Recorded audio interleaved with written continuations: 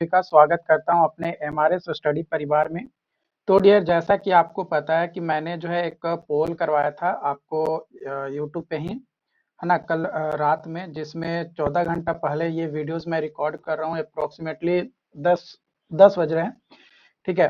तो जिसमें मैंने बताया था कि 6 सेमेस्टर का कौन सा क्लास जो है स्टार्ट करना चाहिए यूट्यूब पे 18 अक्टूबर यानी आज से, ठीक है। तो इसमें मैंने 3 सब्जेक्ट का नाम दिया था। अदर सब्जेक्ट में भी मैंने बोला था कि अगर कोई अदर सब्जेक्ट है तो उसको आप कमेंट करके बता सकते हैं। तो यहाँ पे जो है आपका 78% लोगों ने बोला है कि जियो टेक्निकल इंजीनियरिंग को जो है स्टार्ट किया जाए, जो कि जियो टेक्निकल इंजीनियरिंग पेपर 2 है उसको।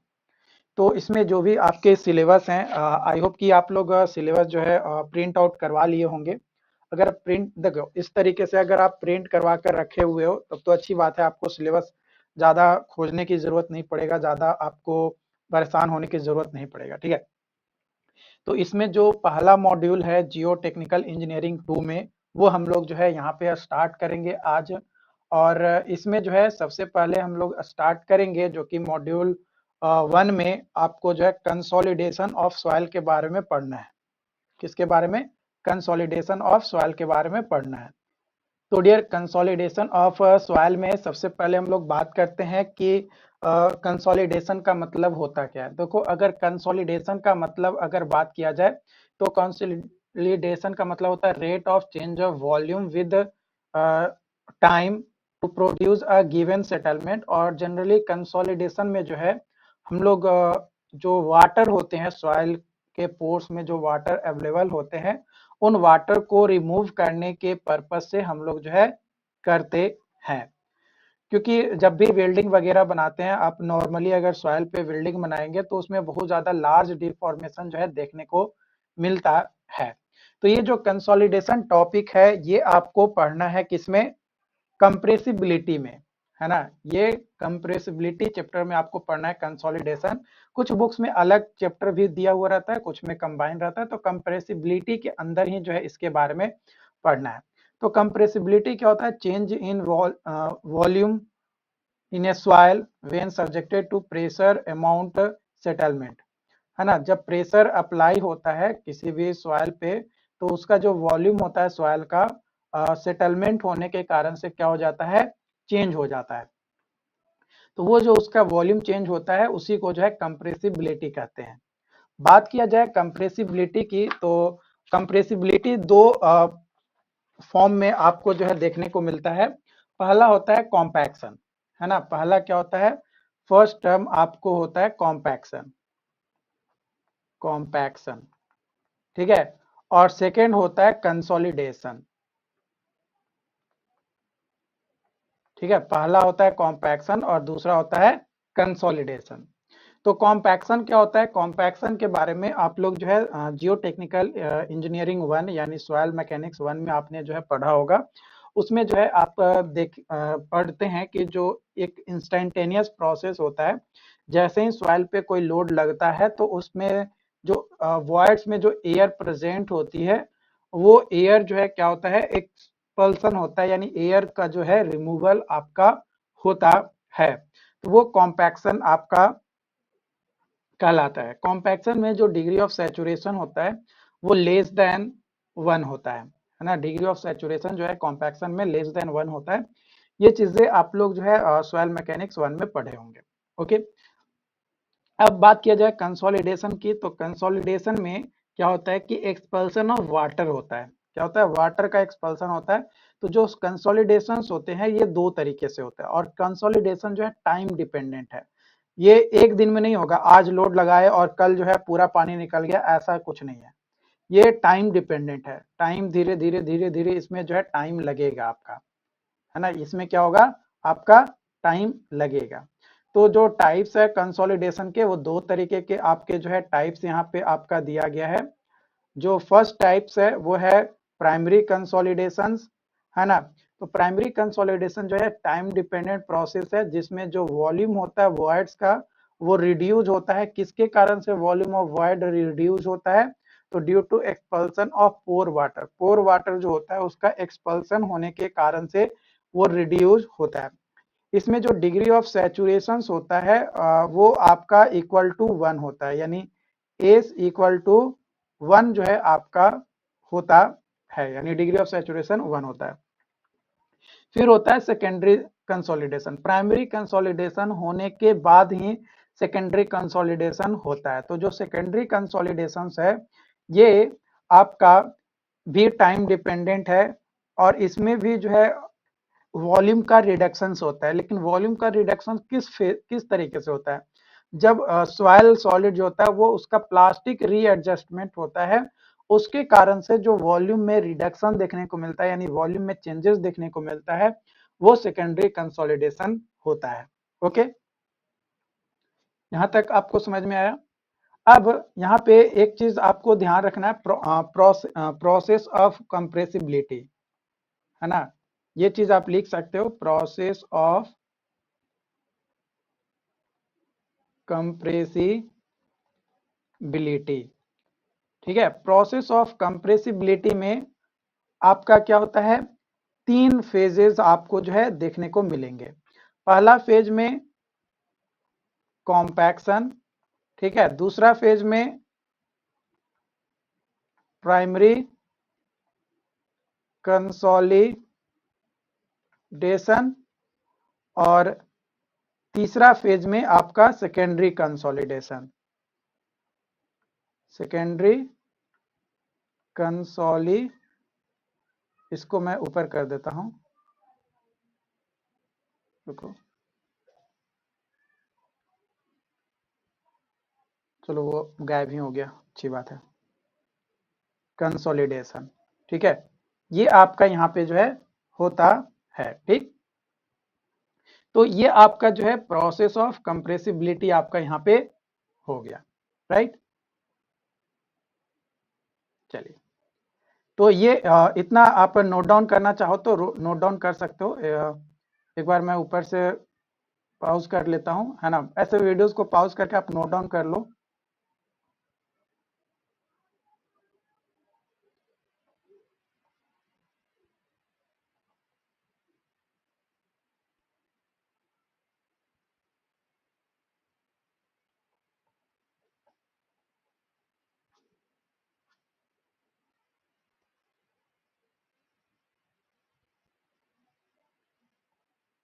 चलिए, ये हो गया। चलिए, अब आगे बढ़ते हैं हम लोग, और अब हम लोग यहाँ पे स्टार्ट करेंगे आपका प्राइमरी जो कंसोलिडेशन है ना? प्राइमरी जो कंसोलिडेशन है उसके बारे में। तो ये जो प्राइमरी कंसोलिडेशन है ये आपका एनालिसिस किया गया है टरजागी साहब के द्वारा। पिस्टन एंड स्प्रिंग एनालॉजी जो है इसको बोला जाता है, पिस्टन एंड स्प्रिंग एनालॉजी बोला जाता है। इसमें हम लोग कंसीडर करते हैं स्प्रिंग को एज ए सॉइल सॉलिड के तौर पे, और वाटर को कंसीडर करते हैं एज ए पोर वाटर के तौर पे, है ना? वाटर को कंसीडर करते हैं एज ए पोर वाटर के तौर पे। इसमें हम लोग क्या करते हैं कि एक स्प्रिंग ले लेते हैं, ठीक है, और स्प्रिंग पे एक मान लो कि एक 15 न्यूटन का या 15 किलो न्यूटन का एक लोड लगा दिए। ठीक, तो ये जो लोड यहाँ पे लगाए तो कुछ डेप्थ आपका था, है ना? क्योंकि नॉर्मल स्प्रिंग था तो कुछ हाइट था, इसमें लोड लगाए तो ये कुछ डेप्थ आया जेड नोट। ठीक, अब इसमें 5 किलो न्यूटन या 5 न्यूटन मतलब एडिशनल यहाँ पे लोड लगा है, तो यहाँ पे ये इसका जो डेप्थ था वो कम हो गया, जो कि Z1 हो गया। कितना हो गया? Z1 हो गया। अब इसी चीज को हम लोग जो है एक ग्लास ट्यूब लिए और ग्लास ट्यूब में सेम चीज को रखे 15 किलो न्यूटन को, तो इसमें जेड नोट आपका डेप्थ था। उसमें फिर क्या किया कि पानी भर दिए, उसमें क्या किया यहाँ पे पानी हम लोग जो है भर दिए, और वो ग्लास ट्यूब का सेम रहा, लोड भी सेम रहा। ठीक है, तो जो डेप्थ था वो जेड नोट ही रहा, और यहाँ पे एक वेल्व लगा दिया। जो ये वेल्व जो लगा है ये क्लोज था, इसमें पानी भर तो दिए हैं लेकिन ये क्लोज वेल्व है। अगेन क्या किया कि 5 किलो न्यूटन जो है एडिशनल लोड और लगाए, और जो यहाँ पे वेल्व है उसको क्लोज ही रखे। तो ये जो एडिशनल लोड लगाए ये कौन कवर किया? ये जो वाटर इसमें हम लोग फिल किए हैं ना, ये वाटर इस लोड को जो है क्या कर लिया? कैरी कर लिया। ठीक है, अब मान लो कि फिर धीरे धीरे पार्शियली जो है ओपन किए, है ना। स्टार्टिंग में क्या किए, पार्शियली ओपन किए, तो जब पार्शियली ओपन किए और ये एडिशनल लोड तो था, तो एडिशनल लोड के कारण से जो पार्शियली ओपन किए वेल्व को धीरे धीरे ओपन करना स्टार्ट किए, तो जो ये पोर वाटर था ये हाई प्रेशर पे यहाँ पे अवेलेबल था, क्योंकि जो एडिशनल लोड था उसके कारण से ये प्रेशर इस पे जनरेट हुआ, वाटर जो फिल किए इस ग्लास में वो, तो वाटर जो है एक्सपर्ड होगा, मतलब बाहर निकलेगा, क्या होगा, बाहर निकलेगा। तो वो जो है आपका क्या हुआ, बाहर निकला, वो क्या हुआ आपका, बाहर निकला। तो ये जो बाहर निकला आपका, तो वो धीरे धीरे धीरे जो है वो सेटल होगा। तो फिर जब फाइनली पूरा जब वेल्व को ओपन कर देंगे तो पूरा जो पानी है लगभग वो क्या हो जाएगा, यहाँ से गायब हो जाएगा, पानी पूरा क्या हो जाएगा आपका, गायब हो जाएगा। ठीक है, तो वो जो पूरा पानी गायब हो गया, तो वो फिर इसका जो डेप्थ हो गया यहाँ पे जेड नोट डैश बना, पहले पार्शियली ओपन किए तो, और जब पूरा पानी निकल गया बाहर तो ये आ गया जेड 1 के बराबर, जो यहाँ पे ये वाला जो कंडीशन हम लोग लिए थे, ये वाला कंडीशन के इक्विवेलेंट। तो यहाँ पे अगर बात किया जाए, एक मिनट इसको मैं मूव कर देता हूं। ठीक है, तो यहाँ पे ये जो आपका अ, पहला जो केस था जिसमें ग्लास लिए उसमें स्प्रिंग पे लोड लगाया 15 किलो न्यूटन का, तो इसमें जो टोटल स्ट्रेस था वो 15 किलो न्यूटन हो गया पर मीटर स्क्वायर। एक एरिया, एक फिक्स एरिया तो लेंगे ना, एरिया लेकर चलेंगे, तो वो एरिया के अंतर्गत म्यू यानी पोर वाटर प्रेशर जो है 0, और इफेक्टिव प्रेशर इफेक्टिव स्ट्रेस कितना हो जाएगा, तो 15। यहाँ पे ये जो लोड हमें मिल रहा है ये सेल्फ वेट के कारण से हो रहा है। जैसे मान लो कि कोई भी प्लॉट वगैरह हम लोग खरीदते हैं, या आप जमीन वगैरह खरीदते हो, तो जमीन खरीदने के बाद तुरंत थोड़े घर बना लेते हो, जमीन खरीदते हो, उसमें देखते हो कि हाँ क्या जमीन कैसा है, क्या कंडीशन है। अब उसमें मान लो कि कुछ देर तक हमें गड्ढा करना है, और कुछ देर तक जाने के बाद हम लोग जो है देखेंगे कि हाँ स्ट्रेंथ क्या है, कितना डेप्थ है, इतना लोड, तो उसका जो सॉइल का जो एटमॉस्फेरिक प्रेशर जो लग रहा होता है, वो एटमॉस्फेरिक प्रेशर के कारण से सेल्फ वेट वो वहां पे आपका क्रिएट हुआ, तो वो जो सेल्फ वेट वहां पे आया, तो उसके कारण से जो भी स्ट्रेस डेवलप हो रहा है वो आपका जो है यहाँ पे पहला वाला कंडीशन में। दूसरा वाला कंडीशन में कि भाई हम लोग उस ऑब्वियसली जो सॉइल होगा, जो नेचुरली आपके ग्राउंड पे अवेलेबल होंगे, वो उसमें पानी तो जरूर मिला हुआ रहेगा, ऐसा तो नहीं कि पानी नहीं रहेगा, ऑब्वियसली थोड़ा सा ही हो या ज्यादा हो, उसमें पानी मिला हुआ रहेगा, है ना। और खासकर कब, जब उसको सिर्फ हल्का कॉम्पैक्ट करेंगे, है ना, पानी को हम लोग रिमूव नहीं कर रहे हैं, सिर्फ एयर वॉइड्स को रिमूव कर रहे हैं, तो उस कंडीशन में पानी रहेगा ही रहेगा। तो पानी, तो वो सेम टू सेम रह गया आपका टोटल इफेक्टिव, जो इफेक्टिव स्ट्रेस है सिग्मा बार जो हो गया वो 15 ही रहा। अब 5 जो है हम लोग एडिशनल लगाए 5 यूनिट, तो 5 यूनिट जब एडिशनल लगाए तो जो चेंज इन टोटल स्ट्रेस हुआ वो 5 हुआ, और पोर वाटर प्रेशर में जो चेंजेस हुआ वो भी 5 हुआ। तो जो फाइनल चेंजेस हुआ आपका टोटल स्ट्रेस जो इफेक्टिव स्ट्रेस में, वो आपका 0 हो गया at time T is equal to 0। जब कंस्ट्रक्शन स्टार्ट किए, तो स्टार्ट किए तुरंत तो सेटल नहीं होता है, आपको पता है सेटलमेंट लॉन्ग टाइम पे होता है, कंसोलिडेशन जो है टाइम डिपेंडेंट है। तो जब कंसोलिडेशन टाइम डिपेंडेंट है तो धीरे धीरे ही आपका होगा, तो वो धीरे धीरे हुआ। और ये एक कोई भी कंस्ट्रक्शन जब स्टार्ट करते हैं उसके लिए यहाँ पे इनिशियल फेज है।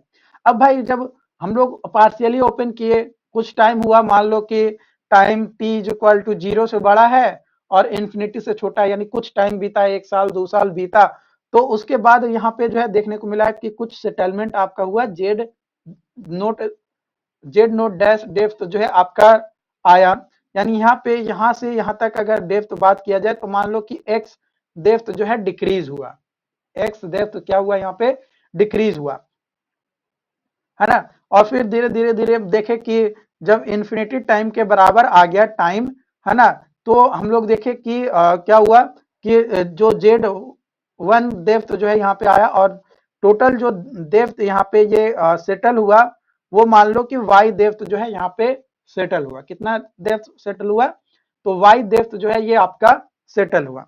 तो यहाँ पे आपका जो इफेक्ट स्ट्रेस है वो 5, आपको 5 यूनिट जो एडिशनल था वो आपका आ गया, लेकिन जो टोटल स्ट्रेस है या जो पोर वाटर प्रेशर है ये आपका क्या हो गया, 0 हो गया।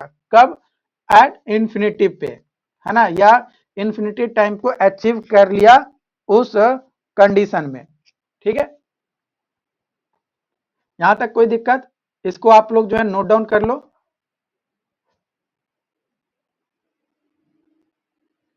ठीक है, इसको मैं यहाँ पे नीचे कर देता हूं।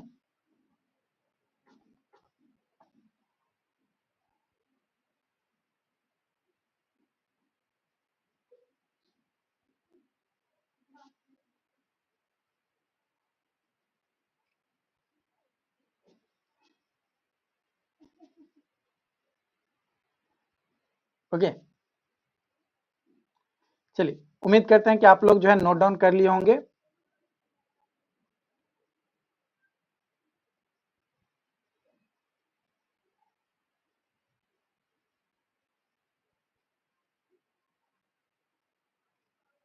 नोट कर लिए ना? चलिए आगे बढ़ते हैं। अब इसको एक फिगर के थ्रू हम लोग जो है समझते हैं, है ना। तो यहाँ पे मान लो कि ये आपका टोटल स्ट्रेस है ना, इसका ये ग्राफ हो गया, है ना, और ये आपका जो है नीचे की ओर डेप्थ से रिप्रेजेंट कर रहे हैं। तो यहाँ पे ये टोटल स्ट्रेस हो गया, पोर वाटर प्रेशर भी कांस्टेंट रहा फर्स्ट वाले कंडीशन में, T इज इक्वल टू 0 पे, है ना, सेम रहा, कांस्टेंट रहा। 5 यूनिट और 5 यूनिट यहाँ पे लिए थे, और जो इफेक्टिव स्ट्रेस था वो क्या था, 0 था, टाइम इज इक्वल टू 0 पे, तो ये 0 हो गया, कोई नहीं आया। फिर सेकंड केस लेकर चलें, जब टाइम जो है 0 से बड़ा और इन्फिनिटी से छोटा था, तो टोटल स्ट्रेस तो आपका 5 यूनिट ही रहा, लेकिन जो आपका पोर वाटर प्रेशर था ये आपका चेंज हुआ। कैसे चेंज हुआ? ये मान लो कि सॉइल का कंडीशन है, यहाँ पे आपका सॉइल पार्टिकल जो है आपका दिया गया है। ठीक है, यहाँ पे आपको मैं बता दे रहा हूँ।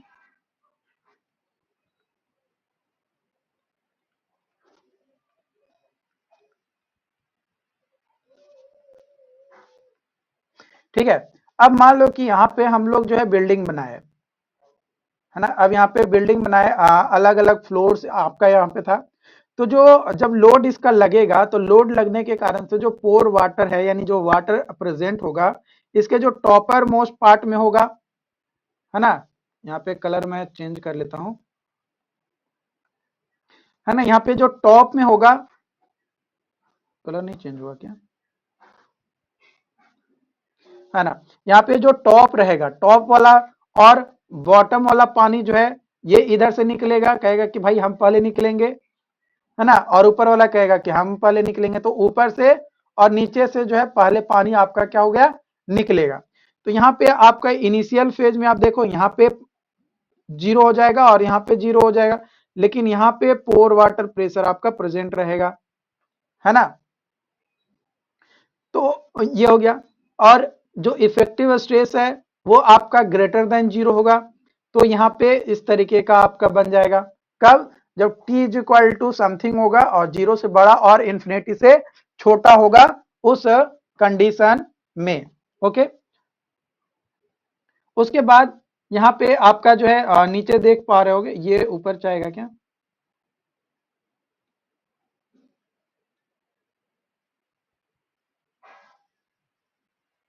मोर एक्शन, क्योंकि कई सारी चीजें हैं डियर जो कि सीखना अभी भी जरूरी है ना।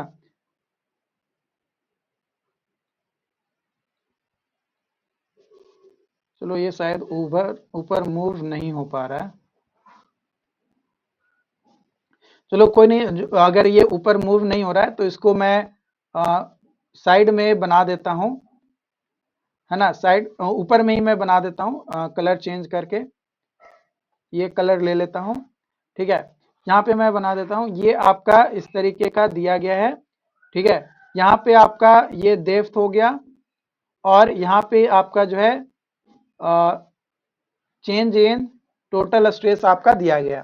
तो चेंज इन टोटल स्ट्रेस तो आपका कोई चेंजेस नहीं हुआ। यहाँ पे आप अगर तीसरा केस अगर देखो, तो तीसरा केस में कोई चेंजेस हुआ है तो नहीं। और यहाँ पे आपका जो है ये टोटल स्ट्रेस क्या है, यहाँ पे अगर आप देखोगे तो टोटल स्ट्रेस आपका 0 है और पोर वाटर प्रेशर भी 0 है। तो ये अभी आपका 0 हो गया। और लोग जो है बनाते हैं,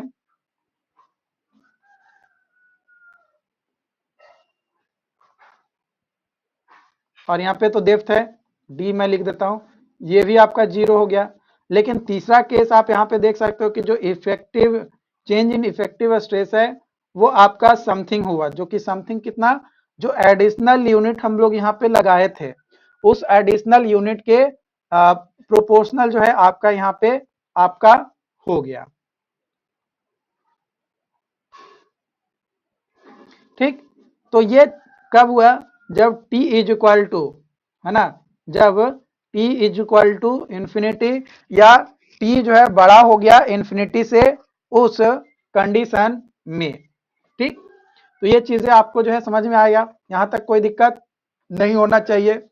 ओके, चलिए, तो इस चीज में यहाँ पे आप ध्यान रखिएगा, यहाँ पे आपको मैं लिख भी दिया हूं बाकायदा।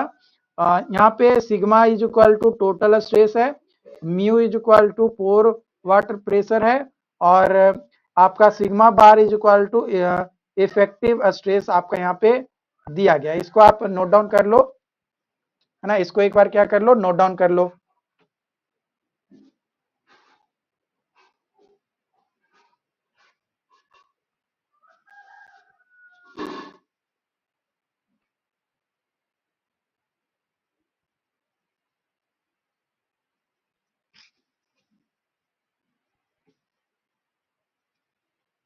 चलिए, नोट डाउन कर लिए। अब आ जाते हैं हम लोग यहाँ पे जो प्रोसेस मैंने आपको यहाँ पे समझाया उसको यहाँ पे आपको जो है लिखना है। ठीक है, तो यहाँ पे आप लिखिए कि इन दिस प्रोसेस, है ना, इन दिस प्रोसेस, यहाँ पे आप इसको लिखिए, in this process of primary consolidation access pour water pressure is reduced, है ना। इस प्रोसेस में जो प्राइमरी कंसोलिडेशन था इसमें जो एक्सेस पोर वाटर प्रेशर था वो रिड्यूस हो जाता है या रिमूव हो जाता है due to expulsion of pore water, है ना, पोर वाटर बाहर निकल जाता है जिसके कारण से। दूसरा पॉइंट है, it is observe that additional pressure on the soil is taken by the pore water pressure at t is equal to 0। जो चीजें मैंने आपको बताई है ना वही चीजें आपको यहाँ पे जो है लिखा हुआ है, कोई एक्स्ट्रा नहीं लिखा हुआ है। तीसरा पॉइंट है, एज द टाइम पासेज, जैसे जैसे टाइम गुजरते जाता है जो एक्सेस पोर वाटर प्रेशर है वो रिड्यूस होना स्टार्ट होता है और जो इफेक्टिव स्ट्रेस है वो इंक्रीज होना स्टार्ट हो जाता है। ठीक, यहां तक लिख लिया, इसको लिख लो।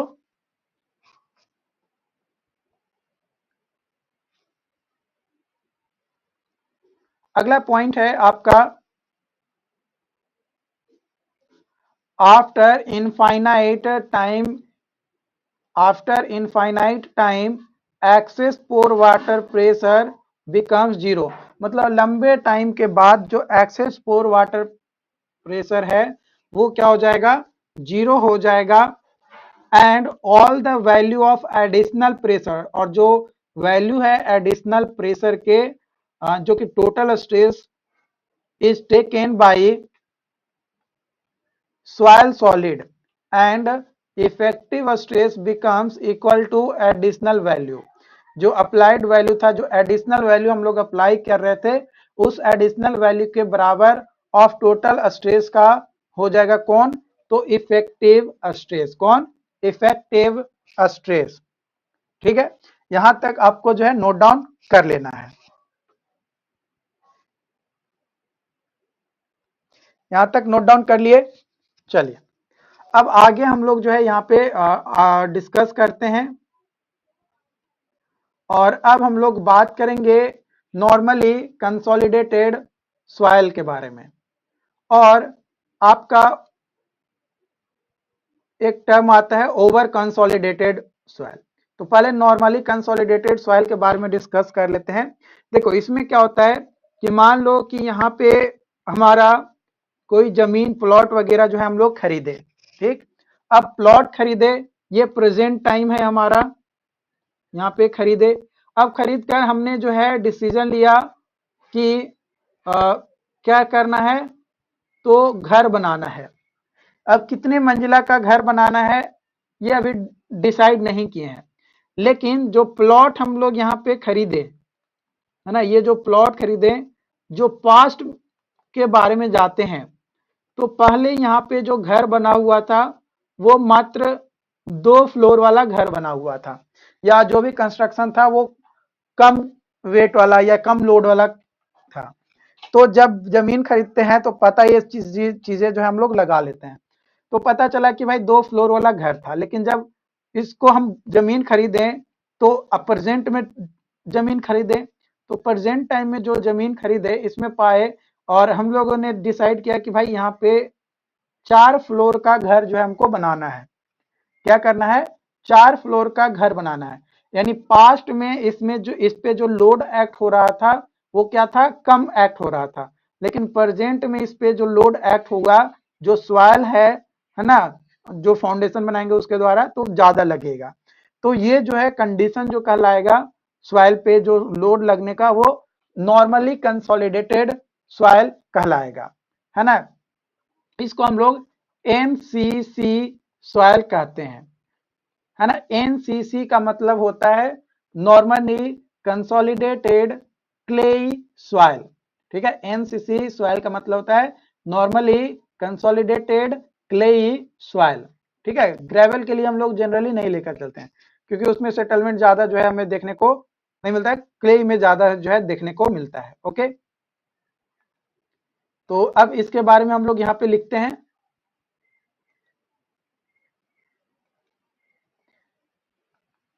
तो यहाँ पे लिखो हमारे साथ, these are the soil, these are the soil, these are the soil which are loaded the first time to the magnitude of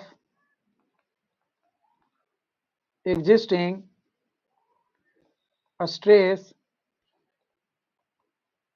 that means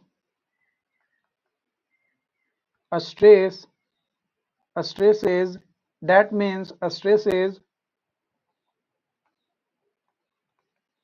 applied in the past is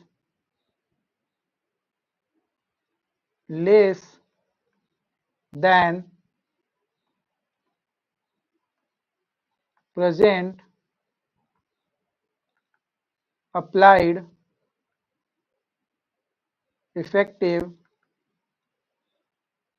stress, है ना। प्रेजेंट में जो effective stress apply किया गया है उसके comparison में जो पास्ट में इफेक्टिव स्ट्रेस या जो स्ट्रेसेस अप्लाई किया गया था वो कम था, और प्रेजेंट में ज्यादा अप्लाई किया जा रहा है। तो ये जो कंडीशंस सॉइल का आता है उसे को जो हम लोग या इस तरीके के सॉइल को क्या कहते हैं, नॉर्मली कंसोलिडेटेड सॉइल जो है हम लोग कहते हैं। ओके, अगला point, these are more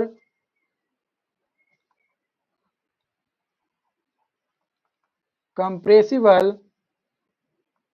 soil, ये जो सॉइल्स होते हैं वो ज्यादा कंप्रेसिबल सॉइल आपका होता है। They show higher settlement for the given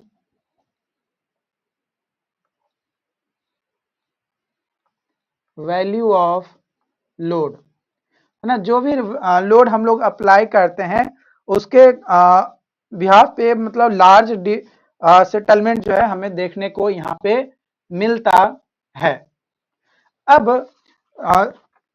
एक और सवाल है जो कि मैंने बताया था कि ओवर कंसोलिडेटेड सॉइल होता है ना।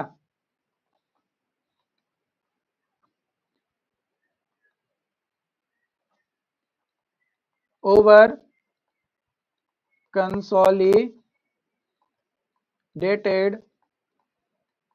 सॉइल, ठीक है।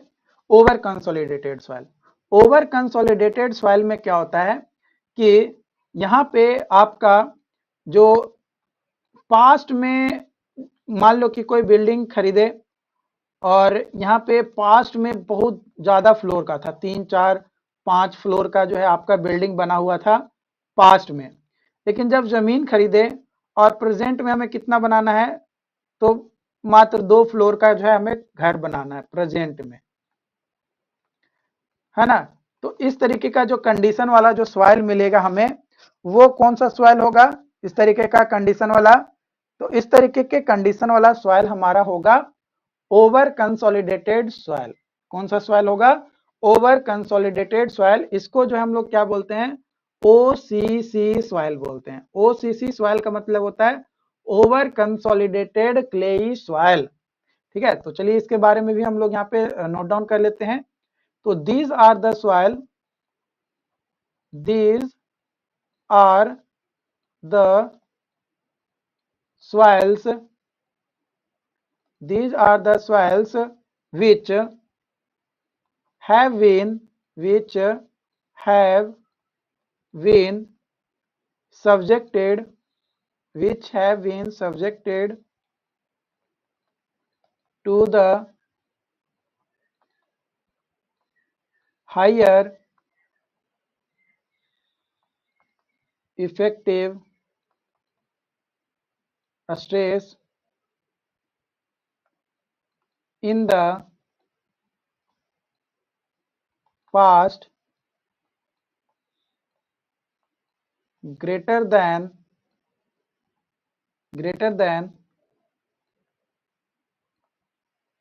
present effective stress। अगला पॉइंट, these are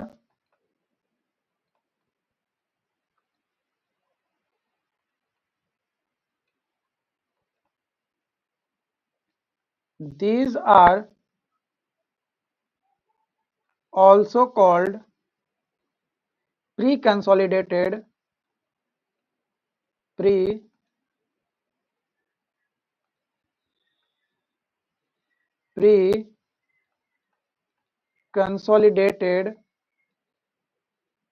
और pre-compressed।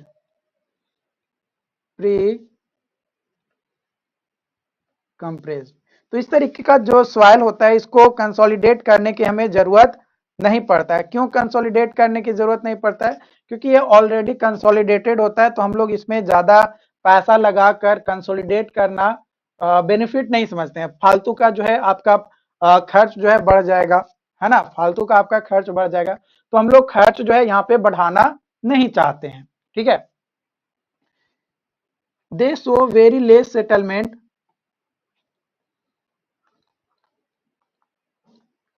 they show very less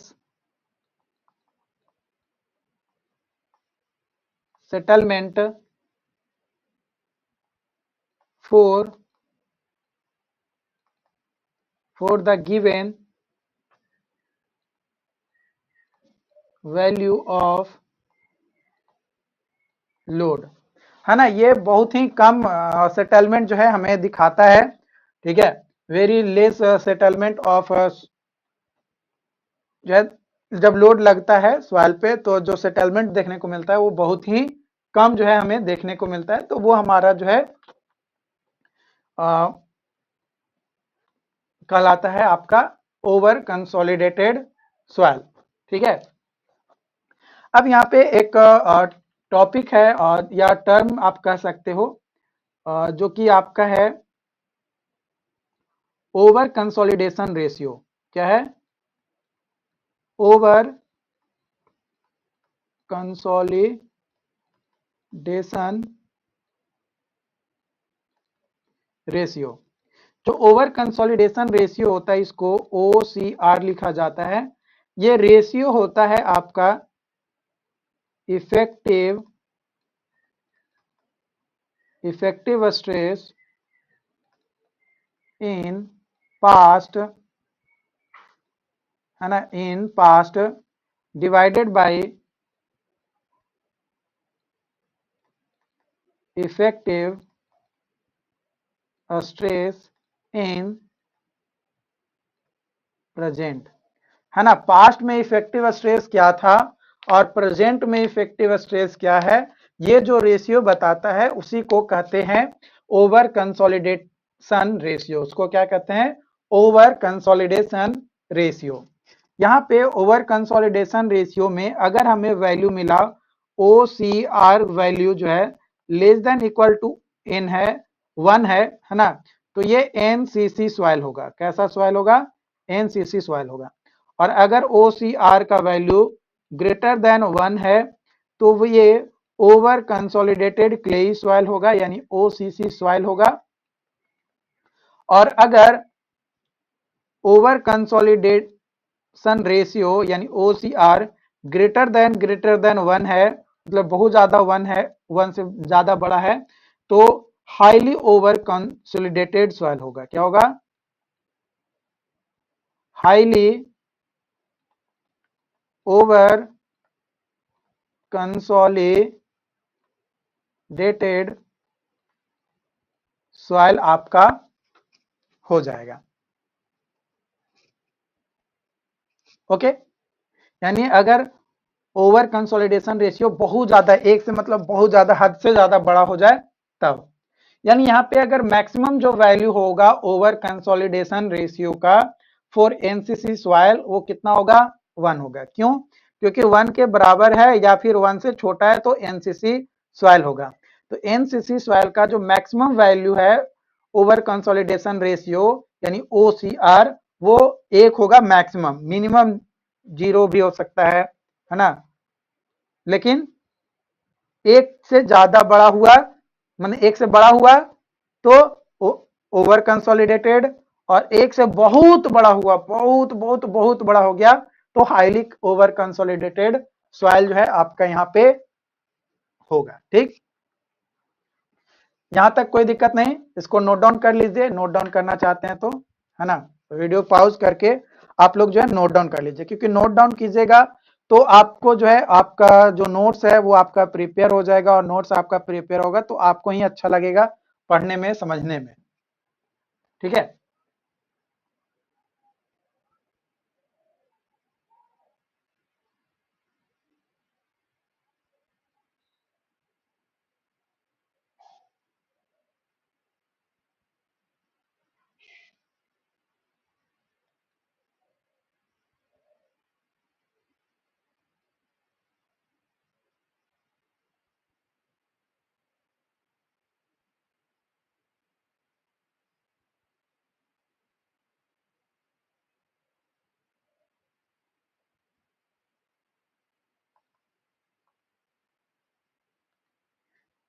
तो डियर यहाँ पे आपका मैंने एक क्वेश्चंस दिया है। क्वेश्चंस आप यहाँ पे देख सकते हो। क्वेश्चन बोला जा रहा है कि result of consolidation test, consolidation test का एक रिजल्ट मिला ऑन डिस्टर्ब्ड सॉइल पे, जिसका सैंपल किया गया at depth of 10 metre, 10 metre depth पे उसका सैंपलिंग किया गया below the ground, ground level के नीचे, जिसमें सैचुरेटेड यूनिट वेट कितना मिला? तो हमें मिला 16 kilo newton per metre cube. Pre consolidated pressure मिला 90 kilo pascal. The water table was encountered, है ना, वाटर टेबल जो है इनकाउंटर्ड किया गया एट द ग्राउंड लेवल पे, assuming the unit weight of water 10 kilo newton per metre cube. The over consolidation ratio, जो over consolidation ratio है वो क्या होगा सॉइल का, ये जो है आपको कैलकुलेट करके बताना है। ठीक है, ये आपको कैलकुलेट करके बताना है। तो देखो यहां पे आपका, ये आपका ग्राउंड है ना, ये आपका क्या हो गया, ग्राउंड है, और ग्राउंड पे ही मान लो कि आपका वाटर टेबल जो है प्रेजेंट है। तो गामा सैचुरेटेड 16 दिया गया है, और गामा मतलब यूनिट वेट ऑफ वाटर जो है दिया गया है 10। ठीक, तो ये दिया गया है। तो जो टोटल स्ट्रेस है वो तो हमें दिया गया है ही, और जो इफेक्टिव स्ट्रेस है वो निकालने के लिए हम लोग जो है यहाँ पे क्या करेंगे, गामा समर्ज्ड माइनस जेड। तो गामा समर्ज्ड कैसे निकलेगा, गामा समर्ज्ड कैसे निकलेगा, तो gamma submerged is equal to हो जाएगा gamma saturated minus gamma W, और इसमें जेड से मल्टीप्लाई कर देंगे, डेप्थ से मल्टीप्लाई कर देंगे, तो 60 किलो पास्कल ये आपका जो है इफेक्टिव स्ट्रेस आपका आ गया, ये प्रेजेंट वाला आ गया, है ना। और आपका यहाँ पे अगर वैल्यू देखें तो यहाँ पे आपका जो प्री कंसोलिडेटेड प्रेशर था वो आपका दिया गया था। तो यहाँ पे पास्ट वाला जो वैल्यू है वो आपका दिया गया है। तो OCR यानी ओवर कंसोलिडेशन रेशियो निकालेंगे तो वो वैल्यू दिया गया है यहाँ पे। तो पास्ट का इफेक्टिव स्ट्रेस और प्रेजेंट का इफेक्टिव स्ट्रेस,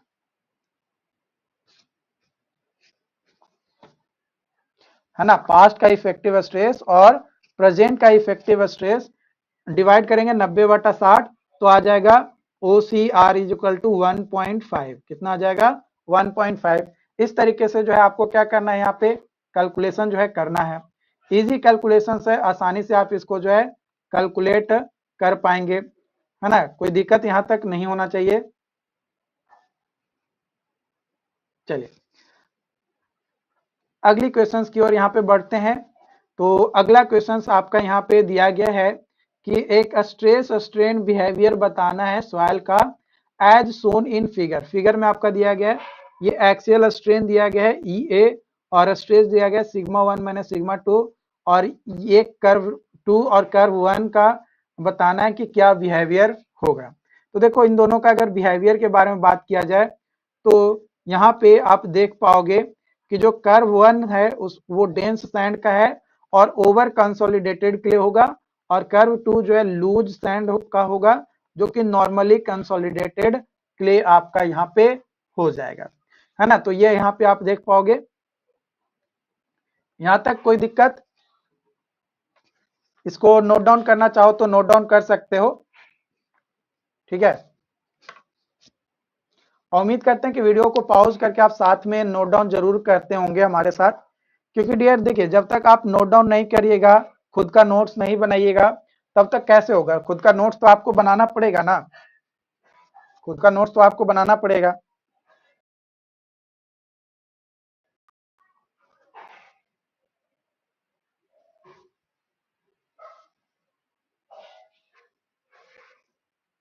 ठीक है, बाकी अगर कोई और नोट्स वगैरह चाहिए, है ना, अगर आपको लगता है कि नहीं हमें नोट्स चाहिए, हम नहीं बना पाते हैं, तो डियर जो नोट्स हैं, है ना, ये नोट्स हमारे ऐप इंजीनियर प्लस पे आपको मिलेगा। इंजीनियर प्लस जो ऐप है इस पे आपको मिलेगा, लेकिन ये वो जो नोट्स होगा ये सिर्फ और सिर्फ आप रीड कर पाओगे ऐप के अंदर, है ना, आप रीड कर पाओगे विद इन ऐप। आप उसको चाहोगे कि प्रिंट आउट करवा कर पढ़ें तो वो पॉसिबिलिटी नहीं है, आप सिर्फ ऐप के अंदर ही जो है रीड कर पाओगे। ओके, तो अगर आप वहां पे लेना चाहो तो ले सकते हो, एक बार तो आप कोशिश कर ही सकते हो, है ना, शायद 1 मंथ का आप लेकर देखो, है ना, मंथली सब्सक्रिप्शन वाइज भी आपको मिलेंगे, तो 1 मंथ का लेकर देखो।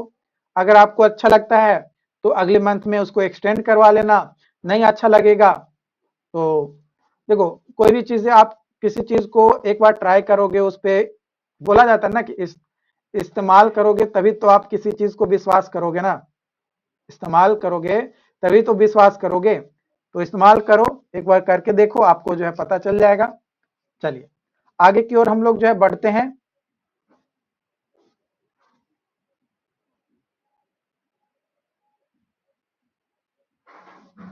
और डियर, अगर आप लोग चैनल को सब्सक्राइब नहीं किए हैं ना, तो चैनल को सब्सक्राइब जरूर कर लिया कीजिए।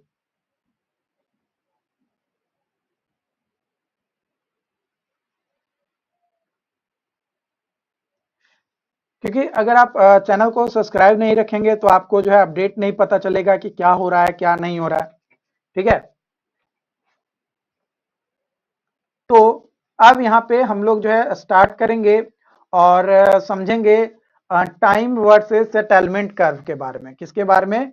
टाइम वर्सेस सेटलमेंट कर्व के बारे में जो है हम लोग यहाँ पे चर्चा करेंगे।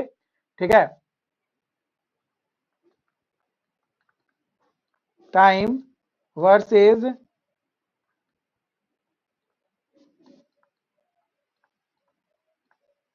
Settlement curve. ठीक है, टाइम वर्सेस सेटलमेंट कर्व। तो एक्स एक्सिस में आपका जो है टाइम दिया गया है, और वाई एक्सिस को नीचे की ओर अगर हम ड्रॉ करते हैं तो ये आपका सेटलमेंट को रिप्रेजेंट करता है। किसको? सेटलमेंट। ये लाइन थोड़ा टेढ़ा टेढ़ा हो गया ना, तो थोड़ा सीधा करने दो।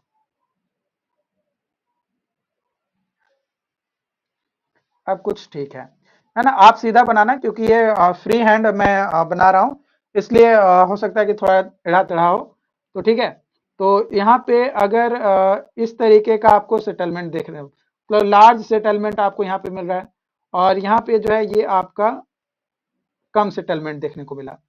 तो यहाँ पे आपका जो लार्ज सेटलमेंट देखने को मिला, है ना, ये डेल सिग्मा वार है, ये क्ले के लिए है। ठीक है, ये किसके लिए है? क्ले के लिए।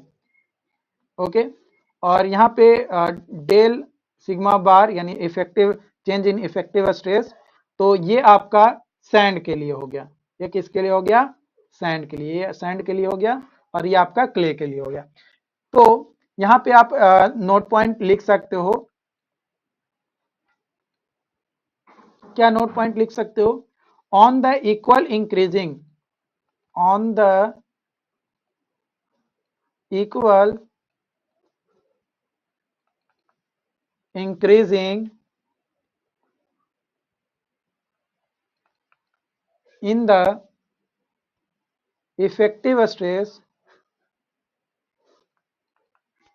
effective stress, the primary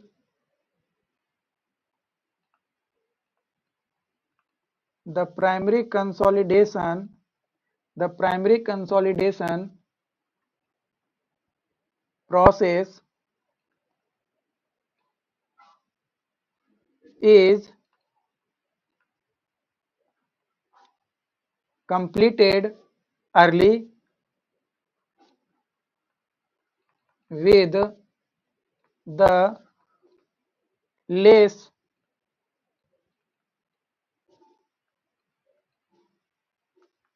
settlement, है ना। On the equal increasing in the effective stress, the primary consolidation process is completed early, माने पहले कंप्लीट होगा, विच इज लेस सेटलमेंट, जिसमें लेस सेटलमेंट देखने को मिलेगा, in the Sandy soil, in the Sandy soil, यानी जो सैंड वाला होगा इसमें कम सेटलमेंट हमें जो है देखने को मिलेगा। Soils and later with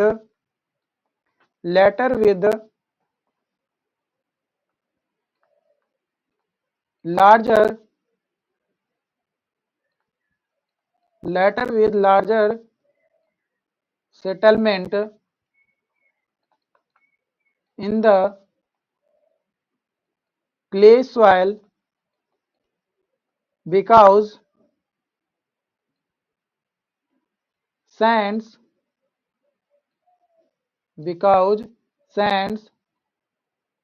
are more permeable than clay, है ना। क्लेज या क्ले आप लिख सकते हो यहाँ पे, ठीक है। तो सैंड के कंपैरिजन में सैंड जो है ज्यादा परमिएबल होता है क्ले के कंपैरिजन में, इसलिए जो है आपका जो लार्ज सेटलमेंट है वो आपका क्ले में देखने को मिलता है। ओके, तो ये पॉइंट्स आप यहाँ पे जो है नोट डाउन कर लो, ठीक है। इसको थोड़ा मैं छोटा कर देता हूँ,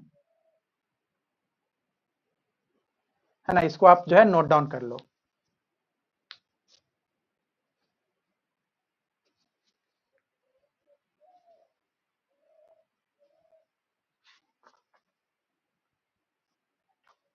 नोट डाउन करिए, चलिए।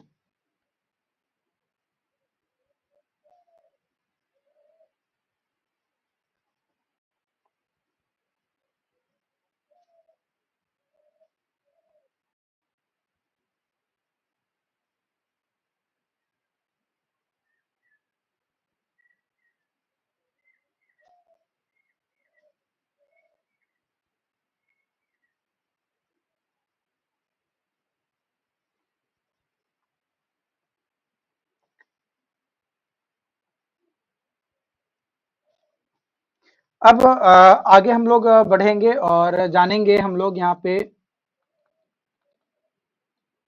Time versus settlement, time versus settlement curve for incremental values of effective stress in clay soil, है ना। टाइम वर्सेस सेटलमेंट कर्व देखेंगे for incremental values of effective stress in clay soil. तो ये आपका time है इस एक्स एक्सिस पे, और ये नहीं,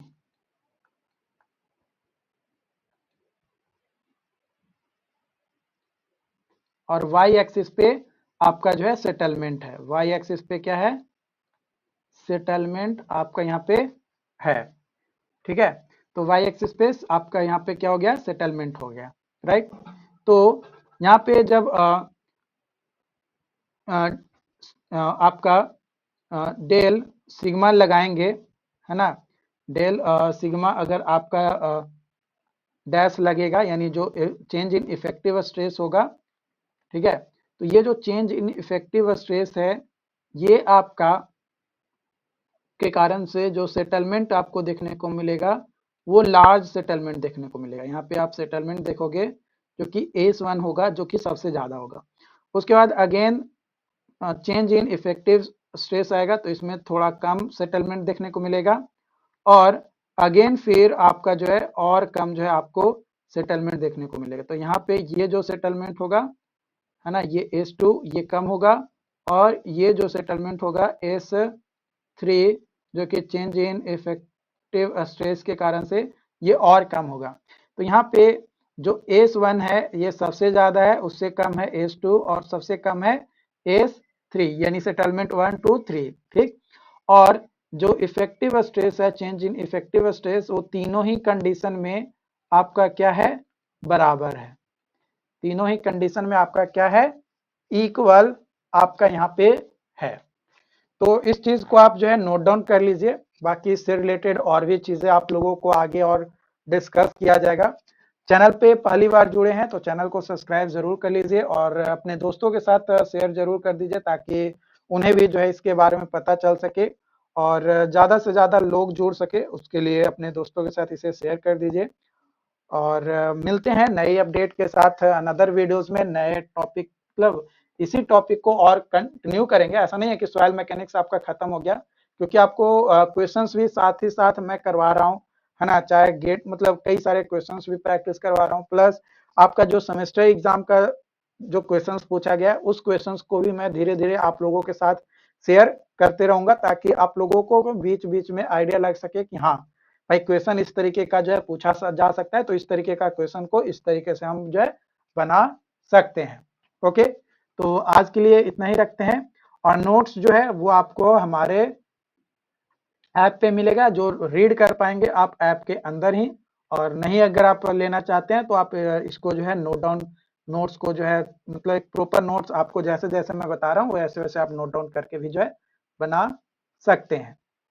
ठीक है, ये डिपेंड करता है आपके इच्छाएं के ऊपर, आप किस तरीके से बनाना चाहते हो, क्या करना चाहते हो, उसके ऊपर जो है आपका ये डिपेंड करता है। ओके, तो अपना नोट्स अपने बना लीजिए।